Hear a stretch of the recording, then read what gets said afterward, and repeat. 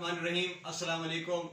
My dear viewers, listeners, and students, I say you welcome and Assalamu alaikum. This is the new series about the entry test, about the admission test, and about the getting license test.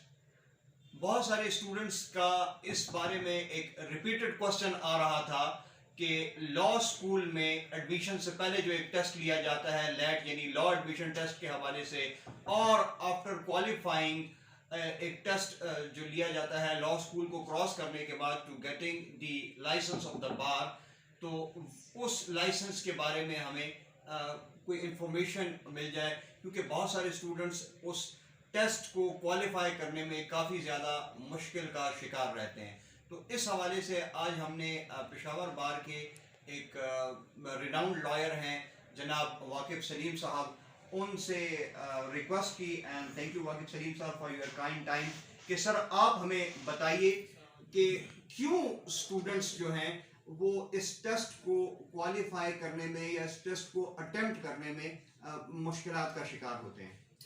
Doctor साहब, आपने बहुत एक अहम मसले की तरफ अपनी रोशनी डाली है। बेसिकली लॉ गेट जो टेस्ट है वो 2018 के बाद इंट्रोड्यूस किया गया, उससे पहले भी मौजूद था, लेकिन 2018 के बाद उसे ऑफिशियली जो है वो एक हिस्सा बनाया गया उन तमाम वकला के लिए जो वकला अपना लाइसेंस हासिल करके इस प्रोफेशन में आना चाहते। ठीक, तो बेसिकली ये टेस्ट जो है इसका स्टार्ट में जो सिलेबस दिया गया वो एफिशिएंट नहीं था। अच्छा। लेकिन लेटर ऑन जब HEC ने इस सिलेबस को अपनी वेबसाइट पर लॉन्च किया तो बहुत सारे स्टूडेंट्स जो हैं वो इसको फॉलो नहीं कर सके।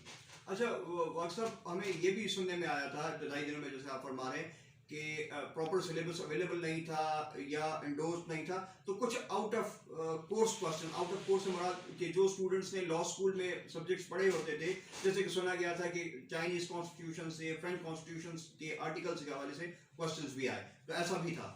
बेसिकली हमारी पाकिस्तान की तारीख में अगर आप उठा के देख लें तो out of the course question या इन चीज़ों का आना जो है वो मुसलसल जारी है।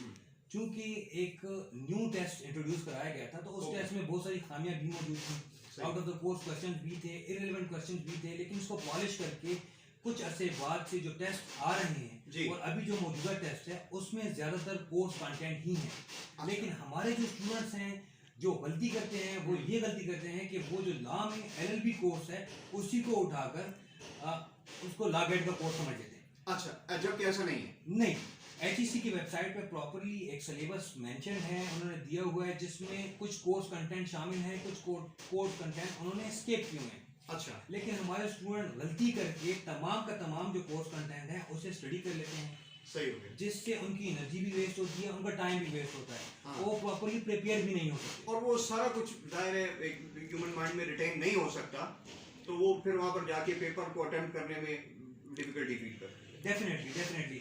इसके अलावा भी कुछ ऐसे कोर्सेज हैं जिनको आपको फोकस में रखना होता है। अच्छा, इसमें कुछ कोर्सेज लेंथी हैं, कुछ शॉर्ट किए गए हैं, कुछ कोर्स को स्किप किया गया है। ठीक हो गया। अगर आप देखें तो बहुत सारे ऐसे कोर्सेज, बहुत सारी ऐसी चीज़ें हैं जो हम पढ़ते हैं, जैसे ब्रिटिश कॉन्स्टिट्यूशन वगैरह चीज़ें हैं जो कि शामिल कोर्स नहीं है। कॉन्ट्रैक्ट हो गया, ये चीजें शामिल कोर्स नहीं, ये शामिल कोर्स नहीं है। सही हो गया। लेकिन जिस तरह CPC है, CRPC है, वो शामिल है, लेकिन उसका कुछ कोर्स कंटेंट जो है वो बीच में शामिल है, कुछ कोर्स कंटेंट को स्किप किया हुआ है। मतलब सर ये बताना चाह रहे हैं कि अगर आप CPC पढ़ के आए हो, आप कानून शहादत पढ़ के आए हो, आप क्रिमिनल प्रोसीजर पढ़ के आए हो, तो वो भी पूरा का पूरा आपके गैट के एग्जाम में नहीं आने वाला। बिल्कुल ऐसा ही है। तो इसके अलावा अगर आप कुछ कोर्स कंटेंट को ज़्यादा उसको फोकस करें और ज़्यादा पढ़ें और सिलेबस के मुताबिक जो स्टडीज़ हैं उसको करें तो लॉ गेट जो है वो इतना मुश्किल नहीं है। अच्छा सर, हमारे जो अपकमिंग स्टूडेंट्स हैं, जो कि पाइपलाइन स्टूडेंट्स हैं, जो कि अभी इंटेंडिंग हैं इस एग्ज़ाम को देने में, तो उनको प्रॉपरली गाइड करने के लिए क्या आपके पास ऐसे आपके शागिर्द, आपके जूनियर हैं जो हमें इस एग्ज़ाम का पर्सनल एक्सपीरियंस शेयर कर सकें, ताकि हम इस प्रोग्राम की अगली एपिसोड्स में उनको आप सामने लेकर आएँ और वो अपना पर्सनल एक्सपीरियंस दें कि how they find the exam और क्या मुश्किलात उनको एग्जाम क्वालिफाई करने में हुई, तो इस बारे में आप क्या हमारे बिल्कुल, हमारे पास यहाँ सैकड़ों इस किस्म के स्टूडेंट्स मौजूद हैं जिनको लॉ गेट्स में डिफरेंट इश्यूज आए और उनके साथ बिल्कुल एक गैदरिंग हो सकती है जो आपको ज़्यादा बेहतर तरीके से बता सकेंगे कि प्रैक्टिकली उन्होंने क्या चीज़ें फेस की, किन चीज़ों में उन्होंने कामयाबी हासिल की और किन चीज़ों की वजह से उन्हें नाकामी का सामना करना पड़ा। Thank you very much for your precious time mister वाकिफ सलीम। और हम उम्मीद करेंगे कि जैसे आपने फरमाया कि आप अपने शागिर्दों को सामने लाएंगे और हमारे अपकमिंग स्टूडेंट्स के लिए एक वो हेल्पिंग हैंड बनेंगे, तो ऐसा होगा। Thank you very much.